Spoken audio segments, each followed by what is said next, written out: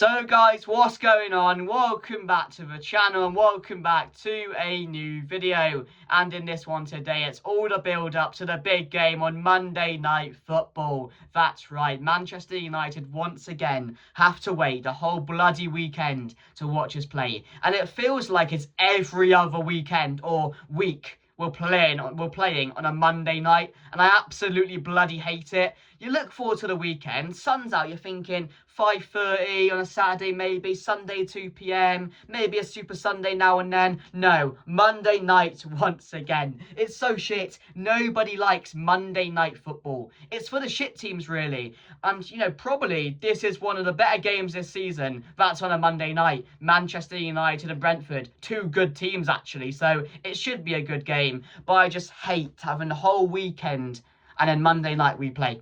It is pointless. Nobody enjoys it, but hey ho. Luckily, come next season, we won't be in that position much longer because it honestly feels like we played on a Monday night like 10 or 11 times this season. And it's not good. I don't think our record's good on a Monday night either. Someone let me know. But it's Manchester United versus Brentford. Smash a like, subscribe, make sure to share the video, and let me know your score predictions down below, guys. Very interesting game. It's going to be a very interesting build-up. Looking forward to the game as well. Brentford, of course, racing for Champions League this season, or European spots. And for them, Conference League, Europa League, that would be bloody fantastic. They're having a great season. Keith Andrews is doing a fantastic job. And for Manchester United, we got a little bit of comfort against Chelsea. And Manchester United should now be in Champions League football next season. Well, it's not mathematically done, but it's done. You know what I mean. No one's going to catch us. We're not going to drop so much. 5 games left to go. Let's just enjoy it. A big game against Liverpool coming up. What a great way that would be to end the season on a high. I know we've got 3 games after that, but that's the best game we've got coming up, and certainly the best game or the most entertaining game I'm looking forward to. We have to beat them. We got a great chance to do it, but I'm sure that preview is going to be a banger when it comes up. But there's going to be a lot of talking points in today's video. We got some very good news, we got some shocking news coming up, and I want you guys to let me know your thoughts down below on everything I'm going to be talking about. And let's get into the biggest talking point straight away, guys, and that Michael Carrick is closer to landing the job permanently and full-time for Manchester United as he looks to become the head coach. And for me personally, I don't mind this at all. Apparently, we just got to mathematically get Champions League done, and there's rumours going around it will be done. He'll be the manager and he'll be coaching Manchester United next season. And I like it. I do like it. I do have a bit of a risk feeling in it because I think everyone does, because we've been through it once again with Ole and we all know how that ended up. But Michael Carrick, based on what he's done, is rightfully up there to deserve the job. He really, really is. And he's done an unbelievable job since he came in. We've talked about it, and I think all Manchester United fans are on board with Michael Carrick. He's brought unity back into the fan base, and he's brought enjoyment back into the side. I mean, his record in big games this season since he came in as a coach has been absolutely fantastic. We've had some great moments when he's been in charge so far this season. So I'm all for it. I really, really am. Nagelsmann would be tricky to get considering the World Cup's coming up. Iriola's out there. Enrique's committed to PSG. So at the end of the day, there's not many world-class top managers that would come into the job right now. And I think Michael Carrick does deserve a shot at it. A shot at the job full time. I really, really do. He's earned it, and you can't say he hasn't. But again, there is just that bit of risk there, and about how he can handle more than 1 game next season. That's going to be the big thing next season. Can he handle playing 2-3 times a week at times? So that's going to be the main talking point and the main risk assessment with him getting the permanent job. And he might go into it and he might cope fine with it. He might start really shit next season. He might go on a 3 or 4 game, 5 game at the start of the season run where we haven't picked up points. That's a real possibility. But I think the team have really performed well under him. I think there's a new lease of life with the team at the moment. I think the players are enjoying it more. And I think we're looking a lot better as a team. Even defensively at times, we are improving. So that's a real big positive that Michael Carrick has brought into the side, and we've seen a big reaction from the players, and that was the biggest talking point when initially he got given the job. Can he get a little tone out of the players? Can he get them playing in a way that fans are going to be excited? Can he get a run of results going? And he's done that. He has done that. Of course, he's had his moments where you've questioned him a bit. Some of his subs have been way too late. The Leeds game, coming back from a break, maybe that was just because the players haven't played for so long. They needed a game to warm up. You can say that about it, but that was a bit of a talking point, how he can react into a game from a long time away. So that was one thing, but how can he react from it? He went and beat Chelsea, and it was a really, there's a lot of fight in that performance. There was a great defensive display. Again, the finishing aspect, 1 shot, 1 goal. So he dealt with going to Stamford Bridge in the best way possible. Yes, we were very lucky at times, but again, he reacted well. And that was another thing we asked him, Michael Carrick. Can you respond from a big loss like that against a rival? And he can. So he's definitely really improved the squad. But yeah, let me know your thoughts down below. Michael Carrick, does he deserve the job permanently at Manchester United? Should we be going into next season with Michael Carrick in charge? Let me know down below.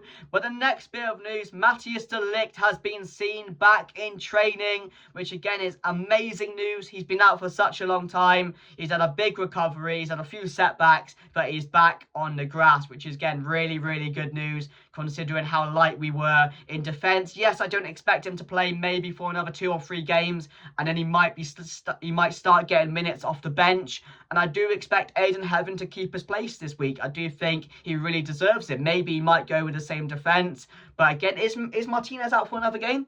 Was it a 2-game ban? I'm not so sure. Or is Maguire back this week as well? I think Maguire's back in the side. I think he might go with Maguire and Aiden Heaven going into the game on the weekend if he's available. Let me know down below, guys. I'm not so sure. But you're either going to see Maguire and Heaven, or you're going to see Mazraoui in Heaven again, depending on if Maguire can play, because he comes straight back into the side if he is available. But no, that's really, really good news to have him back. I know it's towards the end of the season now, but at least then he can get a big pre-season. Is he going to the World Cup? I'll have to check on that as well, so he might get an extra break if he's not going, but we'll have to wait. Surely he's going to be going in this. Matthias de Ligt, surely they need him in that Netherlands defence. I know they've got like Van Dijk and that, but yeah, we'll have to see, and I'll have to have a look at that. But that's really, really good news as well. And the appeal against Martinez is hair-pull. Of course, got rejected as well, which I don't really get, to be fair. It wasn't a forceful, and the consistency is just never there with these type of decisions. But I think he's got another game ban. I think coming up on Monday. I'm not so sure, but I'll have to have a look, guys. I should have looked pre-game, but, you know, that's me just not being organised. But they're the main talking points, guys, going into the game on Monday. De Ligt's back in training, and of course the main one, Michael Carrick discussion and getting closer to the Manchester United job full time. But let's get in, guys, to Monday night, Manchester United versus Brentford, and this should be a fun one. I'm really excited for this game. 2 great teams. Brentford, again, they play really positively. They're going to come out and attack us, and it's going to set up for a really, really good game. I am expecting to see goals. I am expecting to win this game. Like I said, I think 1 or 2 more wins, and then it's mathematically done that Manchester United, or maybe like a win and a point, and it's mathematically done that Manchester United secure Champions League football next season. But I just really enjoyed that Chelsea win the other day. I thought that was absolutely brilliant. I mean, winding up Garnacho was just, it made the game 10 times better, didn't it? Like him coming on the pitch in like 15 minutes after Esteval got injured, and to get one over Garnacho was really, really good. And of course, there are discussions again over Bruno Fernandes on whether he will be here next season. He's playing with a smile on his face. You can see taking in all the plaudits from the away fans. And I have a feeling we are going to get maybe 1 more year out of Bruno Fernandes. I do think he's enjoying it here. I do think it's a new lease of life under Michael Carrick. So that's another big positive why Bruno Fernandes could stay at Manchester United next season. So I really hope he does, because I absolutely love him. We all do. He's like bloody fantastic. And if he doesn't get Player of the Year, I don't know who does, because he deserves it more than anyone, especially if he does go and break the all-time assist record in the Premier League. I think he's only 2 away now going into it, so that's going to be bloody fantastic if he can do that. But my team news going into the game, Lamin's in goal. I'm loving watching Lamin's play and just having him in there. The security, the calmness, the composure in his game, I love it. Makes big saves in big moments. So, and again, he just breathes a new lease of life into the defence, which we've needed, because under Onana there was just no control. mistakes will happen in every game, and you can see a clear, what's the word? What am I looking for?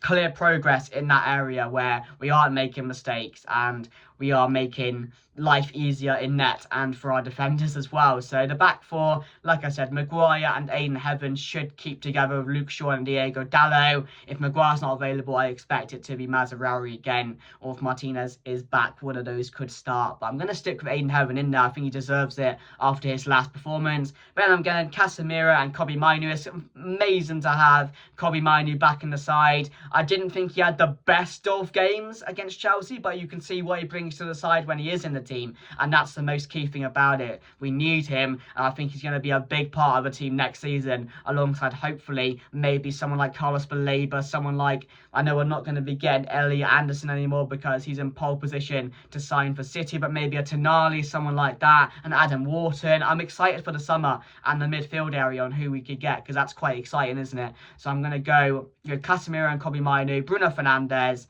Sesko started in the last game, so I'm going to say Sesko again with Mbeumo, and I'm going to say Matheus Cunha on the other side. So that's my team going into the game. Let me know your thoughts down below, guys. Manchester United, Brentford, Monday Night Football. Score prediction, I'm going to say Manchester United to win this one 2-1. I'm going to say 2-1 to Manchester United. It's going to be close. I think Brentford are a very strong side, and again they aren't going to be afraid to attack Manchester United. They've seen us recently. The Bournemouth game, the Leeds game, the Chelsea game. We do have a couple of errors in this. We've not been playing our best football recently, so I think it is definitely going to be like an open game. There are going to be goals, but I think we can get this over the line as well, and hopefully have a great run in to the end of the season, and hopefully go into that Liverpool game next Sunday with a lot of confidence. So yeah, like, comment, share, subscribe. 2-1 to Manchester United. Let me know your thoughts down below. Thank you for watching, and I'll see you guys later. Goodbye.